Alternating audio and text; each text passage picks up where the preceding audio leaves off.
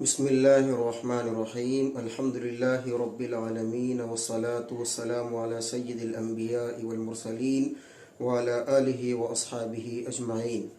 آج ہمارے دینی سوال اور جواب کا 18واں ایپیسوڈ ہے۔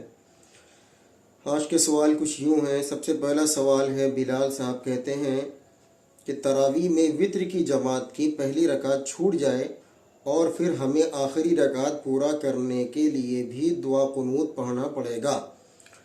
آخری رکعت میں آپ کو دعا قنوت نہیں پڑھنا پڑے گا اگر آپ نے امام کے ساتھ میں درود شریف دعا قنوت پڑھ لی ہے تو، اس لیے کہ آپ کی جو آخری رکعت ہوگی اپنی وہ پہلی رکعت مانی جائے گی، اور امام کے ساتھ آپ نے دوسری اور تیسری رکعت پڑھی ہے تو تیسری میں اپنے دعا قنوت باضابطہ پڑھ لی ہے، تو پھر آئندہ درود شریف پڑھنے کی ضرورت نہیں ہے۔ سوال پوچھتے ہیں کہ مفتی صاحب میرا سوال ہے، کیا جنم دن کی مبارکباد دینا اور منانا گناہ ہے؟ جی ہاں، جنم دن کی مبارکباد کے لیے پروگرام کرنا اور اس کے لیے گیدرنگ کرنا تو یہ اسلام کے جو اصول ہیں اس کے خلاف ہے۔ تو اسلام ہمارا جو سکھاتا ہے وہ حضور اکرم صلی اللہ علیہ وسلم کا طریقہ ہے، وہ آپ کے طریقے میں جنم دن کی مبارکباد دینا یا اس کو منانا یا اس کے لیے پارٹی کرنا یہ شامل نہیں ہے، نہ ثابت ہے، تو لہذا ان قسم کے کاموں سے بچنا چاہیے۔ باقی کسی کو جنم دن کے دن دعا دے دیا یا کچھ بول دیا اس کے لیے تو پھر اس میں کوئی گناہ نہیں ہے، لیکن اس کے لیے پارٹی وغیرہ کرنا اور اس کے لیے لوگوں کو بلا کر کے اعلان کرنا کہ آج میرا برتھ ڈے ہے، یہ بہرحال یہ عمل ناجائز ہے۔ کیا ہم غیر مسلموں کے تہوار پر مبارکباد دے سکتے ہیں؟ نہیں دے سکتے۔ اسلام توحید کے معاملے میں بہت سخت ہے، تو اس لیے حسن سلوک تو سب کے ساتھ میں ہے، لیکن مذہبی معاملات میں شرکت کی کوئی گنجائش نہیں ہے۔ سوال کرتے محمد ارشاد صاحب بلرامپور سے، سوال ہے کہ جیسے چھوٹی چھوٹی سوریں یاد ہے اور لمبی رکعتیں پڑھنی ہیں تو کیسے پڑھیں؟ 2-3 سوریں ساتھ میں پڑھ سکتے ہیں؟ اگر پڑھ سکتے ہیں تو کیا سورے کو بعد بسم اللہ پڑھنا ضروری ہے؟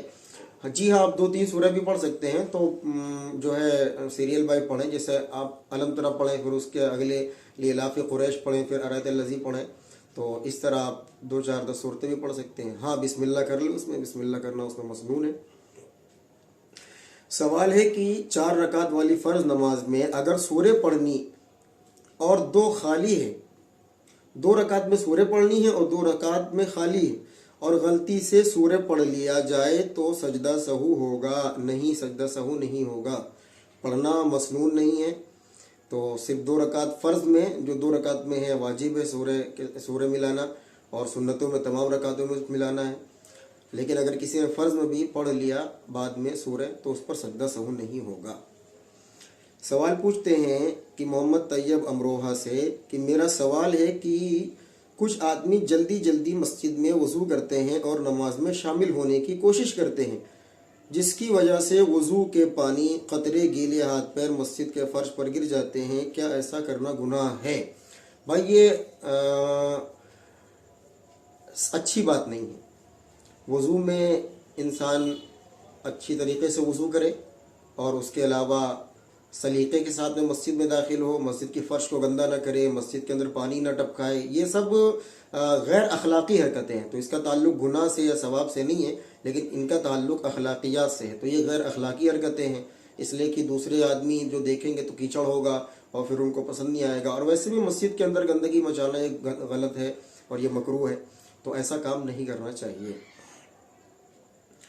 سوال پوچھتے ہیں کہ شیئر مارکیٹ میں جو پیسہ لگا ہوا ہے اس پر بھی زکوٰۃ دینا ہوگا؟ جی ہاں، شیئر مارکیٹ میں جو آپ کا پیسہ لگا ہے، جو شیئرز آپ نے خرید رکھے ہیں، ان پر زکوٰۃ دیں گے، اور نہ صرف زکوٰۃ دیں گے بلکہ ان کی موجودہ جو قیمت ہوگی مارکیٹ ویلو، اس اعتبار سے آپ کو زکوٰۃ نکالنی ہوگی۔ 800 گرام چاندی ہے، 20 گرام سونا ہے، اس پر کس نصاب پر زکوٰۃ بنے گی اور کتنی بنے گی؟ دونوں پر زکوٰۃ بنے گی۔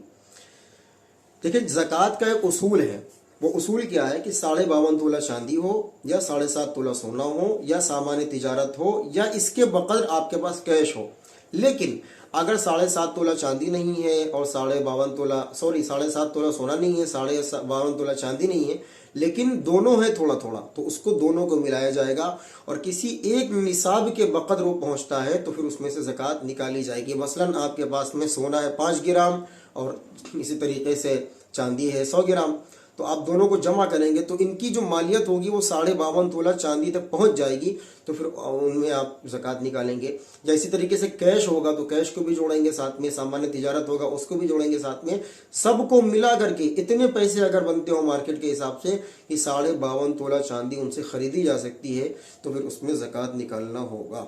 باقی 800 گرام چاندی ہے، 20 گرام سونا ہے، اس کو آپ کیلکولیٹ کر لیں کہ 800 گرام چاندی کتنے کی بنتی ہے، 20 گرام سونے کا مارکیٹ کا کتنا ریٹ ہے، پھر ان کو آپ جوڑ کر کے پھر اس میں سے 2.5% آپ نکال دیں پھر زکوٰۃ کے حساب سے۔ سوال پوچھتے ہیں کہ سونا چاندی کیش ملا کر ٹوٹل کتنی رقم پر زکوٰۃ بندے پر فرض ہو جاتی ہے؟ یہ جو میں نے بتایا نا مسئلہ ابھی، یہ اس کا جواب بھی وہی ہے کہ 52.5 تولہ چاندی ہو، 7.5 تولہ سونا ہو، یا اس کے بقدر قیمت ہو اس کی، یا سامان تجارت ہو۔ لیکن اگر سب کچھ ہے لیکن تھوڑا تھوڑا ہے تو سب کو جمع کر کے، دونوں سونا چاندی کو کیش کو جمع کر کے آپ ایک نصاب کو پہنچیں گے۔ مثلا آپ کے پاس اتنے پیسے جمع ہو گئے کہ 52.5 تولہ چاندی آپ خرید سکتے ہیں، تو پھر آپ کو زکوٰۃ نکالنی ہوگی۔ سوال کہتے ہیں کہ مفتی صاحب میرا سوال ہے کہ میں اتحیات میں وَالتَّحِيَّاتُ یا وَالتَّحِيَّوَاتُ، اور دوسرا سوال ہے کہ پہلے ایک سوال دیکھتے ہیں۔ سوال کرتے ہیں کہ میرا سوال ہے کہ اتحیات میں وَالتَّيِّبَاتُ ہے یا وَالتَّيِّبَاتُ، یہ کیا لکھ رہا ہوں مجھے کچھ، آپ اتحیات میں آپ کو پڑھ کے سنا دیتا ہوں، آپ اس میں سے دیکھ لیں گے۔ التحیات للہ والصلوات والطیبات، یہ ہے والطیبات، والطیبات السلام علیکم، تو اس طرح ہے۔ دوسرا سوال ہے کہ التحیات میں اشہد ان لا الہ یا اشہد ان لا الہ، دیکھیں اشہد ان ہی ہے اصل، لیکن آگے لام آ رہی ہے، لام الف زبر لا، تو اشہد ان کے بجائے الف کو ڈائریکٹ لام سے ملائیں گے تو لکھا تو جائے گا اشہد ان لا، لیکن پڑھا جائے گا اشہد ان لا الہ الا اللہ۔ سوال کرتے ہیں آفتاب صاحب کہ میں نے امام صاحب کی قرأت سے پہلے ثنا پڑھنا شروع کیا، اتنے میں امام صاحب قرأت کرنے لگے، اب میں ثنا مکمل کروں یا خاموش ہوں؟ آپ فوراً خاموش ہو جائیں۔ وَإِذَا قُرِئَ الْقُرْآنُ فَاسْتَمِعُوا لَهُ وَأَنصِتُوا لَعَلَّكُمْ تُرْحَمُونَ، اور جب قرآن پڑھا جائے تو خاموش رہو اور غور سے سنو تاکہ تم پر رحم کیا جائے۔